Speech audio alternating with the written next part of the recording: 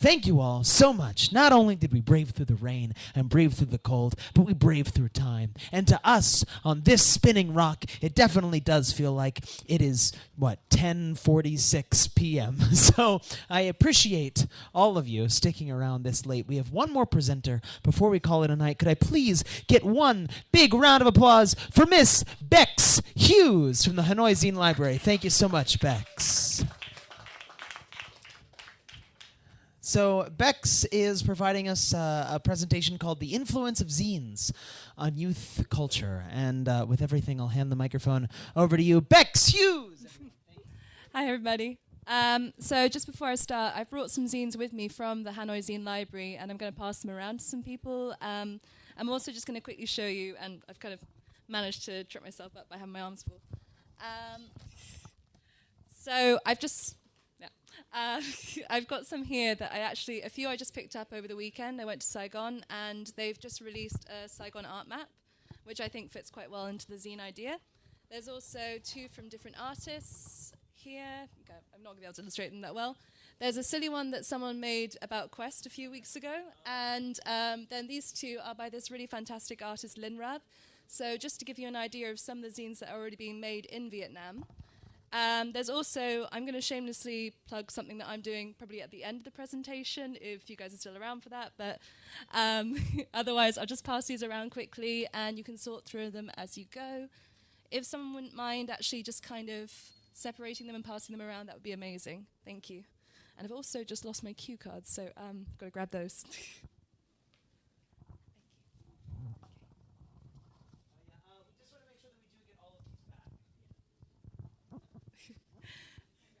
Yeah, I've got a count of the numbers, so I'll know. Basically, with the library, we pass these around, we bring them to events. They're not for sale, but they're just more to educate people about what zines are. Just to get an idea, how many people in here know anything about zines or a lot about zines? Okay, 3 people, cool. Okay, well, I've also got a video from the Zine Library to give you an idea. So let me just... So these are the 2 things that I'm part of here in Hanoi.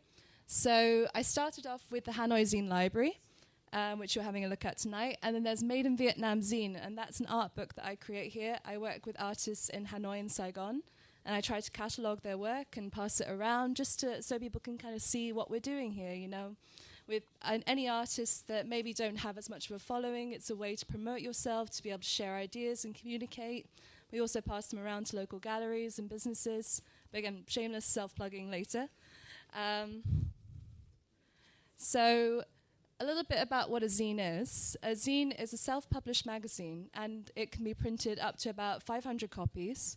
It's the idea that you're not working with a big company, but maybe you're trying to find a group of people that share the same ideology as you, or to share your artwork, or to discuss a topic that you're interested in. You could put poetry, you could put writing. It can come in so many different forms, as you can see from the examples that I'm passing around.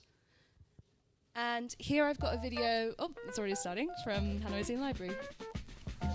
Vào năm 2016, Youth Culture Library khởi động tìm kiếm nguồn tài trợ các ấn phẩm zine từ nghệ sĩ và các thư viện ở New York. Tổng cộng, chúng mình thu được 400 ấn phẩm. Chúng mình muốn mang đến cho mọi người ở đây các nguồn sách báo không thể tìm được ở trong nước. Cuối năm đó, chúng mình xây dựng thư viện đầu tiên tại Hà Nội. Hay trên mạng,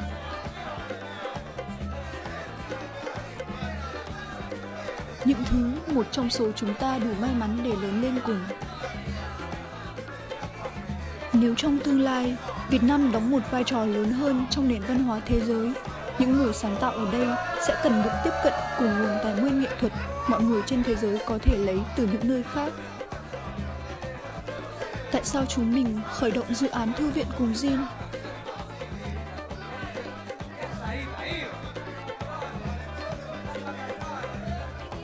Zine là gì?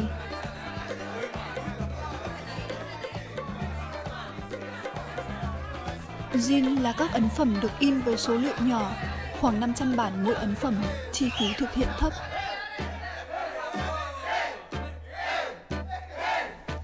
Đó là nguyên tắc duy nhất, và thậm chí không thực sự là nguyên tắc. Zine là một trong số những loại sách báo phi nguyên tắc bạn có thể tìm thấy.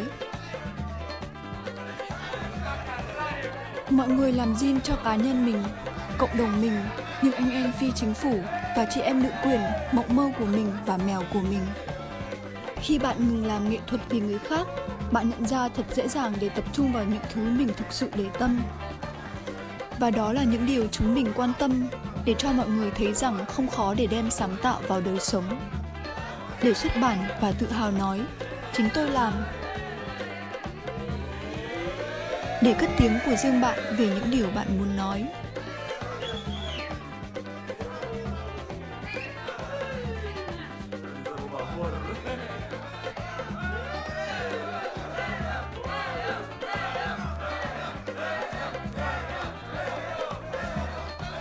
Gần đây, chúng mình đã xây dựng 3 nhánh thư viện tại Hà Nội.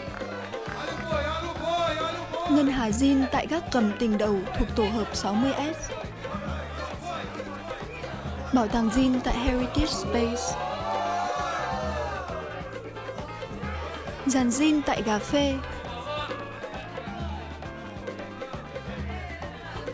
Và dĩ nhiên, nhà Zine ảo của chúng mình, Hanoi Zine Library. Okay, so does anyone feel like they understand zines a little better from that? Okay, good. So what I'm going to do tonight is I'm going to just show you a few examples of zines within history, starting in the 1930s and then up until today.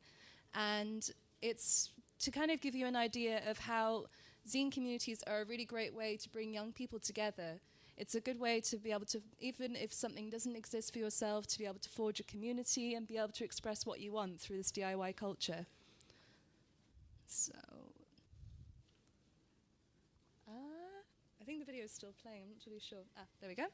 I also made a little GIF illustration of kind of the zine making process, just to kind of add to some description there. Not 100% accurate, but I enjoyed it. So this is an example of one of the first recognized zines. It's from the 1930s, and it's a collection of science fiction writing. It was started by a group of students. It's called The Comet, and within here there were illustrations, comics, there were articles, there was correspondence between people. They would copy their letters and include this within their community and just share it around between the other students. And it was a great way to maybe start to reach out to other people and see that you're not alone in your own interests. It's that was sort of one of the earliest examples of a zine.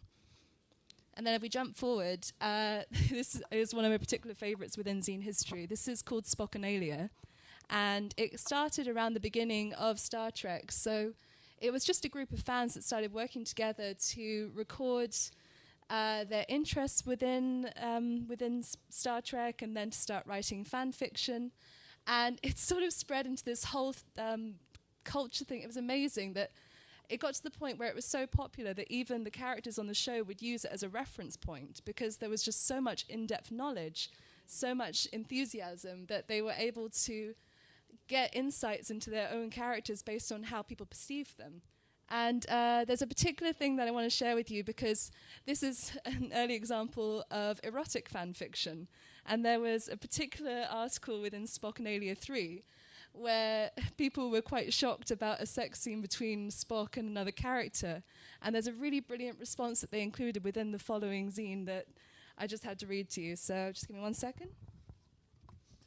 So, addressing that dirty article, we've been told that a couple of the items in Spokonalia 3 are embarrassing, dirty, or downright trashy.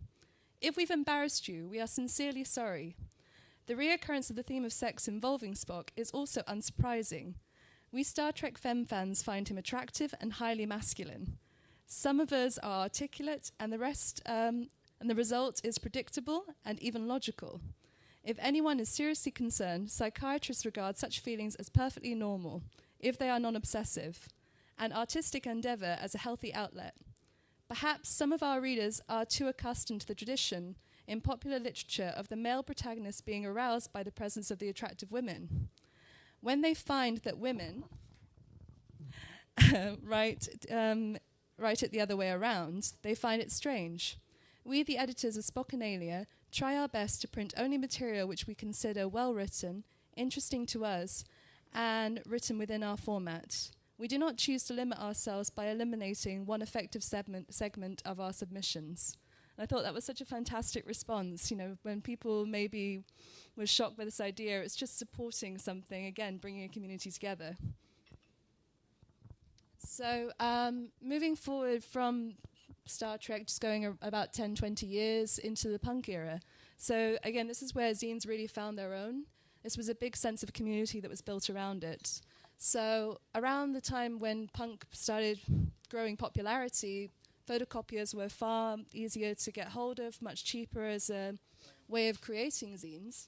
And it was a brilliant way to communicate and build up a fan base for punk music. So when it just sort of started, it was very underground, but it was a way to share about music news, write articles, promote bands, and again, a brilliant way to build a community. And I found this great quote from a former punk, well, yeah, still a punk, but he talks about his teen years.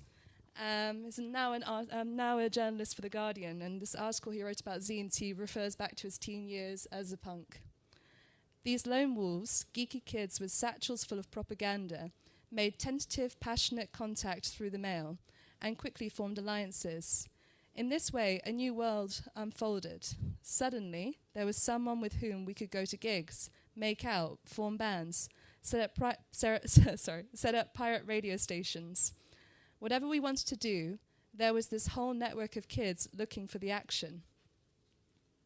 And also within the punk era, there was also the Riot Girl movement that formed from that, and that sparked feminist scenes. So I'm just going to kind of jump ahead a little bit here. Here's some examples of some feminist scenes. There's particularly Karen Blais, and that kind of came from post-punk grunge music. She wrote a lot of articles interviewing different bands. And zines, as they grew in popularity, they became a brilliant way for marginalized communities to be able to communicate with one another. So it's a great way to reach out and say you're not alone. A particular example is LGBTQ zines, and really, if you think of any example of a marginalized community, there's probably some sort of reference within zine culture to it. And this is a zine in Vietnam. They're based in Saigon. It's called Vanguard, and they are an LGBTQ zine. Putting quite a striking cover there. But they meet and they create these amazing zines together. They only release a few copies, and the community that's built around them is brilliant. I say the word community quite a lot, but and here's another example from Vietnam. This is Neil Macy, and he has this brilliant series of zines featuring underground images of life in Vietnam, some things that maybe you wouldn't see in your day-to-day. So this is a heavy metal concert, and I would recommend trying to keep up and see if you can get hold of some of the zines. I know that they sell them in pages in Saigon. Got 1 minute left, so I'm just going to quickly self-promote. If you are a creative person here tonight, we are looking for content for issue 3 of Made in Vietnam zine. So we really don't want to limit what sort of content we include, so it could be art, photography, graffiti, poetry, performance, anything really, music. For more information, have a look on our Facebook. It's quite easy to remember. It's Made in Vietnam, pretty simple.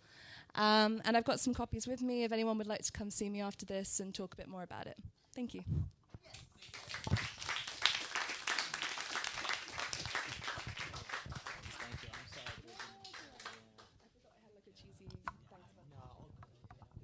Alrighty, amazing, awesome, guys. Thank you so much, Bex. If we can make sure that Bex gets back all of those individual zines, that would be really great. Thank you so much, guys, and really thank you so much for sticking around. Normally we try to wrap things up here a little after 10 o'clock, maybe 10:20 or 10:30. These open mic nights tend to go a little bit later. Sorry about that. I won't be giving my talk on the evolutionary origins of laughter, which is okay. Instead, I'd love to just get one more round of applause, please, for Casey Sunshine, Paul Schilling, Ellie Torres, Megan Cook, Kelsey Roman, Danny Shelton, Ali Welsh, Bex Hughes, and myself, John Dallas. Thank you so much, guys. I love you all. I really appreciate the opportunity.